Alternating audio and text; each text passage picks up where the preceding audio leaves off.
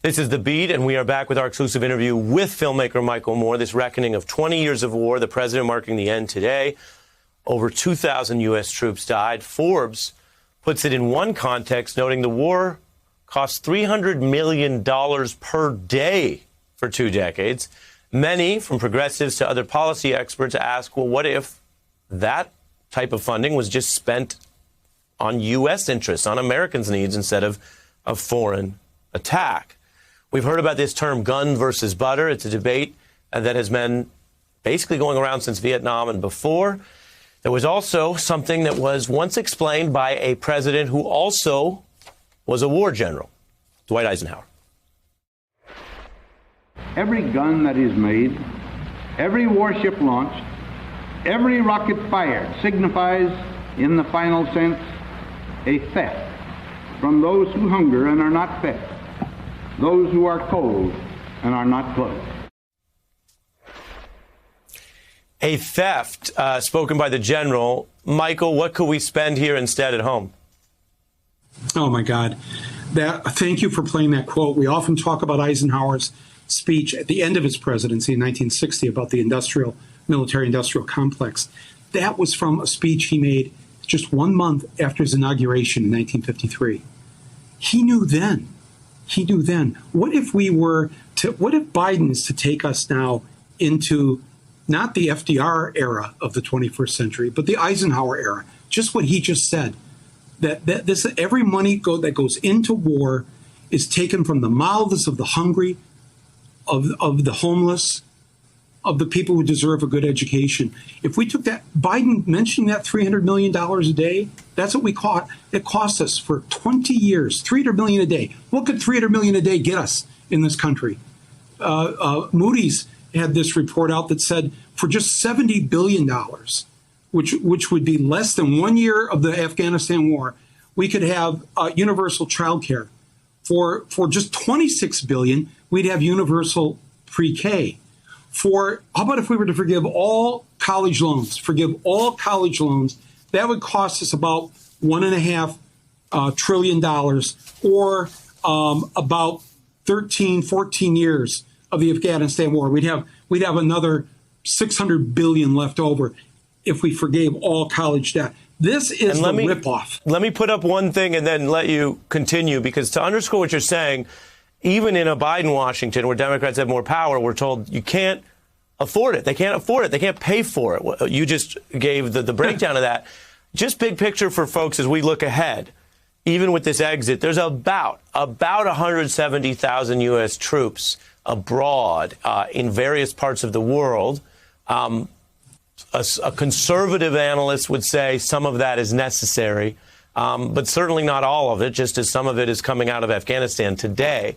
And so what do you think needs to be done on a further rethinking of the extent and the cost of the U.S. footprint? In Afghanistan, or just in general, our military footprint around the world? Globally, because you're saying if you even pared down some of that foreign policy, look at what you could pay for. You could pay for the things that Washington says, quote, we can't afford. I mean, there are a lot of people watching, either people watching with student debt or parents of people with student debt who go, well, wait, if you could afford that and there was a pandemic and there is funding, those are things that could change people's lives. We have been lied to over and over again. We can't afford this. We can't afford that. We can't afford this infrastructure. We can't afford this. Stop it. We have the money. We are the richest country on earth. And that's what we have, the money without even properly taxing the rich. So imagine if the rich paid their fair share. Imagine if they paid. Do people watching this know that the rich, after making anything they make over $120,000 a year, they pay their Social Security tax that they pay on that? Zero. They pay no Social Security tax after $120,000. So millionaires, billionaires, they don't have to. Anybody watching this right now, if you're making $40,000 or $50,000 a year, how much of your paycheck is taken out for Social Security? 7% approximately. And it's on everything you make. 100% of your pay, 7% of that's taxed and goes to Social Security, not the rich. If they paid what they should be paying, we could take care of so many things. Why are all these other Western democracies and industrialized countries, why do they have these things? free healthcare, free childcare, free elder care, free college. Why do they have this and we don't when we're the richest country on the planet? This is what really has to stop. And we can make this happen. That's why that $3.5 trillion human infrastructure bill, that has to pass.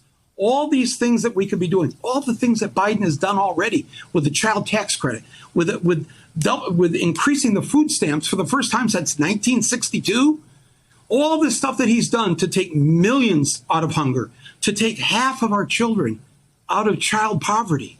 He's done this while he's been trying to end up this fiasco that he's had to clean up, that he's inherited.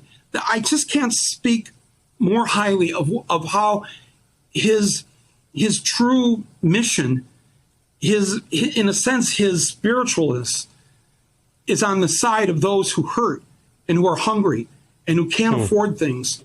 And to get out of this pandemic and to be able to afford to get out of it and come back, we need him now more than ever, and we need the Republicans to stop it. Well, to stop it. And Michael, it's striking coming. Now I have to fit in another break, although we gave you 2 segments. But it is striking coming from you because people know. In fact, some people maybe don't know. They don't know enough of your work. They just know you as someone who seemed to be saying things about Biden early on, and you've had your policy disagreements. But coming from you, that view, and someone who's cared so much about these issues and worked on them, on the foreign policy change he's made, is striking. And as I say, we're out of time. I'm going to close this out with Tupac. He said, we got money for wars, but we can't feed the poor. From Keep Your Head Up, Tupac Shakur. I'm out.